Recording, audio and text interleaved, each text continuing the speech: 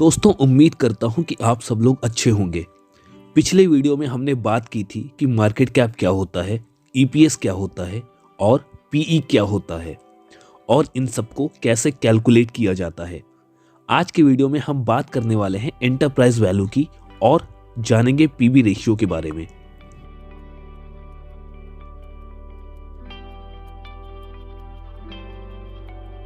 तो बिना किसी देरी के मुद्दे की बात पर आते हैं। तो कंपनी की एंटरप्राइज वैल्यू उसकी मार्केट कैप से ही निकाली जाती है, लेकिन कैसे, ये हम इस वीडियो में जानेंगे। एंटरप्राइज वैल्यू को निकालने के लिए मार्केट कैप में से कैश को माइनस कर देते हैं और जो भी वैल्यू आती है उस वैल्यू में डेट को प्लस कर देते हैं। ऐसा क्यों करते हैं ये भी बताता हूं। अब जैसा कि हमने पिछले वीडियो में बात की थी कि मार्केट वैल्यू को हम वो वैल्यू मान सकते हैं कि अगर उतना पैसा आपके पास हो तो आप वो कंपनी खरीद सकते हैं। फॉर एग्जाम्पल, हम यहाँ पर जीएमआर इंफ्रा की बात करते हैं जिसका मार्केट कैप है 27,373 करोड़।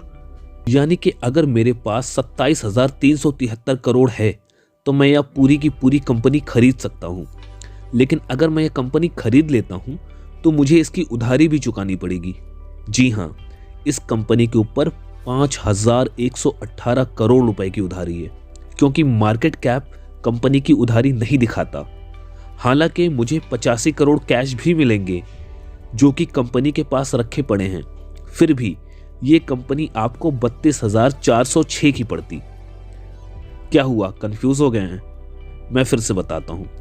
तो अगर मैं पहले बताए गए फॉर्मूले के हिसाब से 27,373 करोड़ की ये कंपनी खरीद लेता और फिर से 5,118 करोड़ रुपए कंपनी की उधारी चुकाता तो मुझे यह कंपनी पड़ती 32,491 करोड़ की।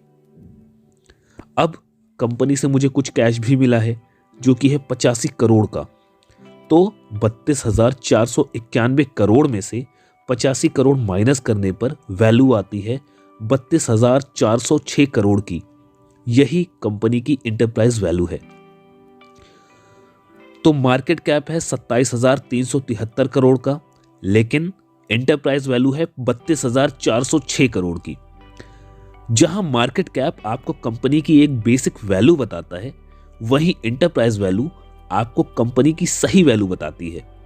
अब इसका मतलब ये नहीं है कि आप मार्केट कैप को देखना ही बंद कर दें और सारे ही डिसीजन एंटरप्राइज वैल्यू के हिसाब से लें, लेकिन यकीनन कंपनी की शेयर को बाय करने के डिसीजन लेने से पहले आपको एंटरप्राइज वैल्यू जरूर देखनी चाहिए।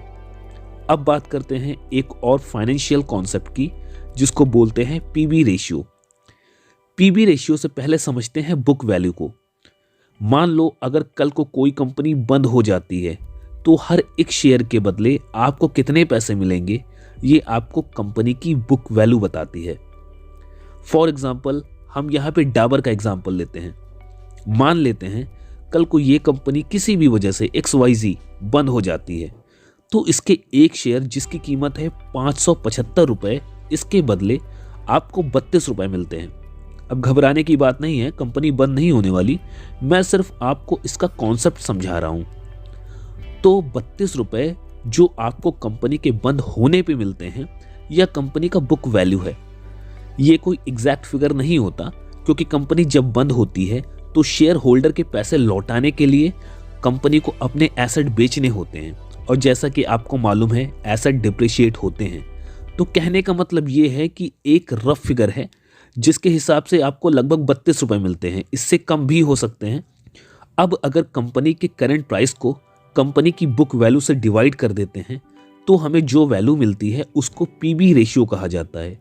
यानी कि डाबर के केस में अगर 576 रुपए को हम डिवाइड कर देते हैं 32 रुपए से तो हमारे पास जो रेशियो आता है उसको हम पीबी रेशियो कहते हैं।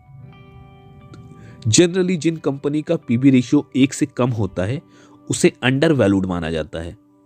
दोस्तों, आज के लिए इतना ही। आगे की बात हम आगे की वीडियो में कंटिन्यू करेंगे। सो मिलते हैं नेक्स्ट वीडियो में, तब तक के लिए गुड बाय।